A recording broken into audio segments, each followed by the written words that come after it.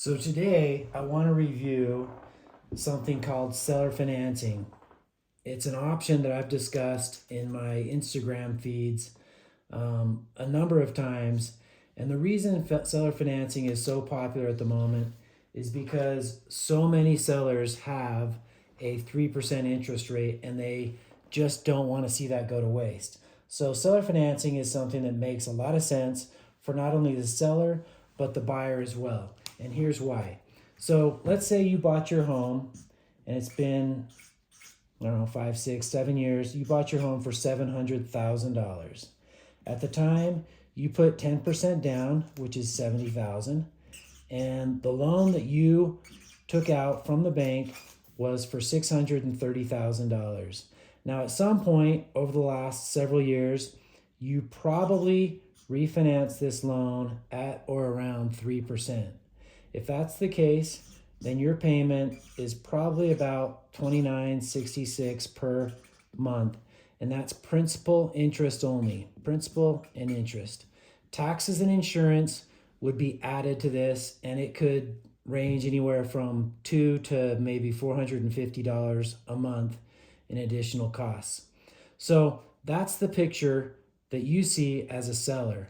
Now, the reason a seller might want to consider seller financing is because by doing so, you then open up the opportunity for so many more buyers to actually consider your home, because there are a lot of buyers who would much rather do seller financing and tie into a negotiable rate of somewhere between 4.5 to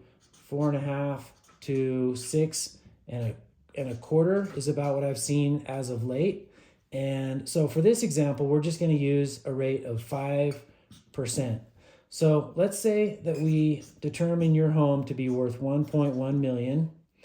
And because of these favorable terms for a buyer, I'm seeing most buyers come in and offer full price for what the seller is asking. So in this case, 1.1. And it's been determined that this seller and this buyer have agreed that this buyer will put $110,000 down, making their loan $900,000.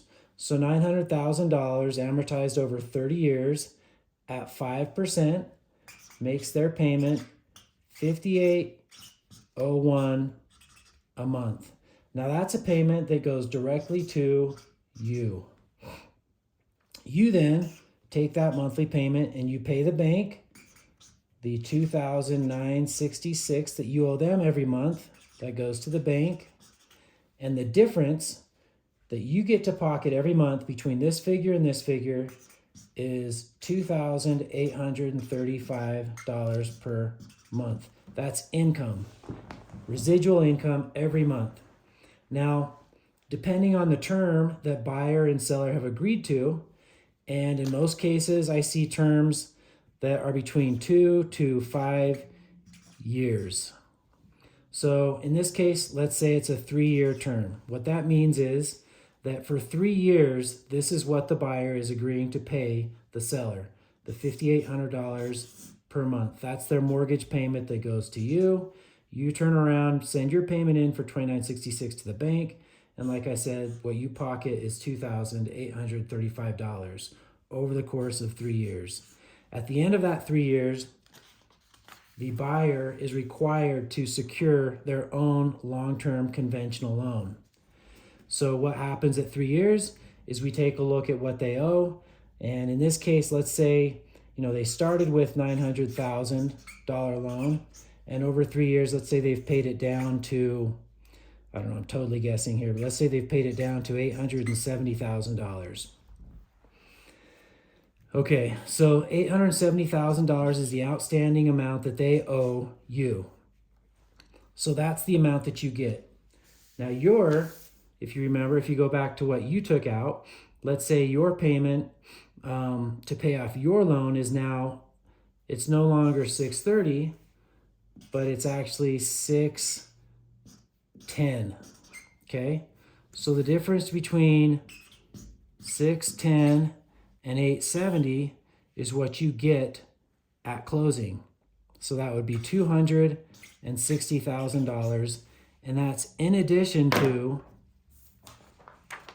the $110,000 down payment they gave you up front.